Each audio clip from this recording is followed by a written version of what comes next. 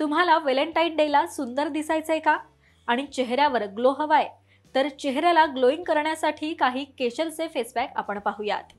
Number 1, 1 cup कच्च्या दुधात 2 ते 3 केशर मिसळा आणि त्याची पेस्ट बनवून चेहऱ्याला लावा। नंबर 2, 2 ते 3 सूर्यफुलाच्या बिया, 1-2 केशर हे दुधात मिसळून घट्ट पेस्ट बनवून चेहऱ्याला लावा। नंबर 3, 1 चमचे ऑलिव्ह ऑइलमध्ये काही केशर मिसळा आणि ही पेस्ट चेहऱ्याला लावा।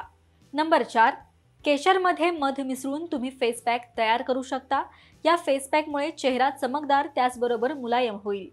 नंबर 5, केशर आणि तुळशीच्या पानांची काही पेस्ट बनवा आणि चेहऱ्याला लावा।